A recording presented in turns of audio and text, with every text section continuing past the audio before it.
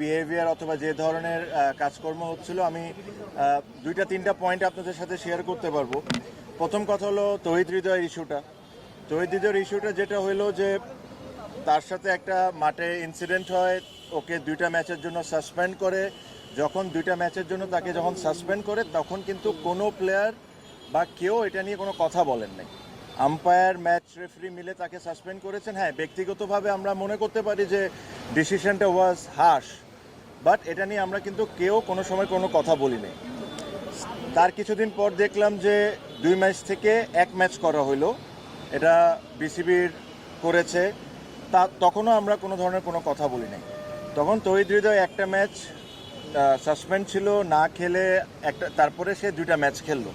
So basically ওর যে পানিশমেন্টটা ছিল সে কিন্তু অলরেডি সার্ভ করে নিয়েছে। এখন 2টা ম্যাচ খেলার পর কালকে শুনলাম যে তাকে আবার সাসপেন্ড করছে। এটা কোন রুলে, কোন দিকে, কিভাবে করছে এটা আমার কাছে জানা নাই।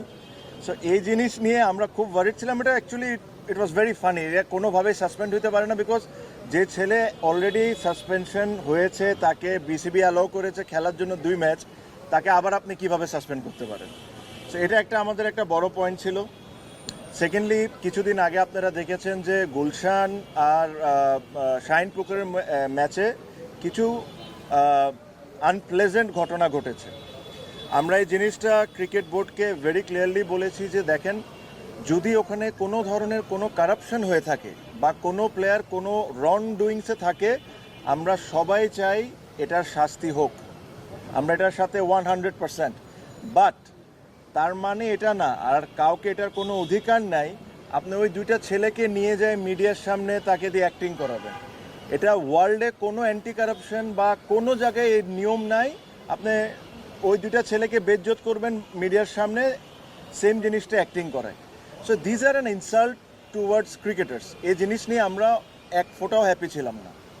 সেম জিনিস বিপিএলেও একটা ঘটনা ঘটেছে, 10 জনের নাম লিক হয়েছে বিসিবির ভিতর থেকে, 10 জনের ছবি দিছে বিভিন্ন মিডিয়াতে। এগেইন, ওখান থেকে কেউ যদি দোষী হয়, আমরা সব ক্রিকেটাররা চাই তার পানিশমেন্ট হোক, তার যতটুকু শাস্তি দেওয়া সম্ভব দেওয়া হোক। হোয়াট ইফ ওখান থেকে 2 জন নির্দোষ বা 8 জন নির্দোষ, এভাবে করে নামগুলা লিক করে দেওয়া publicly, it is again insult towards cricketers. So এই প্রত্যেকটা জিনিস নিয়ে আমরা খুব ওয়ারিড ছিলাম, because we believe that Bangladesh ক্রিকেটে দ্য বিগেস্ট স্টেক হোল্ডার্স আর ক্রিকেটার্স। অ্যান্ড আপনি ক্রিকেটার্সদেরকে যদি এভাবে ট্রিট করা শুরু করেন, and it's actually not done. So এই জিনিস নিয়ে আমরা আজকে প্রেসিডেন্টকে রিকোয়েস্ট করেছিলাম আসার জন্য, উনি এসেছেন, সাথে আরও 2 জন বোর্ড ডিরেক্টর ছিলেন।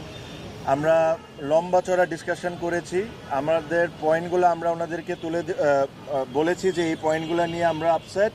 হৃদয়ের কেসটা বলেছি যে আমাদের কাছে কোনো সেন্সই মেক করে না। হ্যাঁ, প্রথম 2 ম্যাচ যদি সাসপেন্ড হয়ে যেত ফাইন, বাট 2 ম্যাচ সাসপেন্ড করে 1 ম্যাচ করে আবার 2 ম্যাচ খেলতে দিয়ে আবার 1 ম্যাচ সাসপেন্ড করা, এটা একটা আসলে মানে হাস্যকর ব্যাপার হয়ে যাচ্ছে।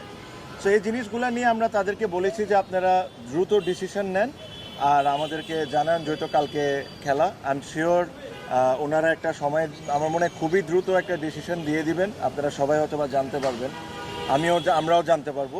সো বেসিকলি এইসব জিনিস নিয়ে ছিল, এর চেয়ে বেশি কোনো কিছু না। সব ক্রিকেটাররা এক হয়েছে বিকজ অনেক লাস্ট 2-3 মাসে এই ইনসিডেন্টগুলো সবাইকে বদার করছিল। সো এই কথাগুলোই বেসিকলি হচ্ছে, এর চেয়ে বেশি কোনো কিছু।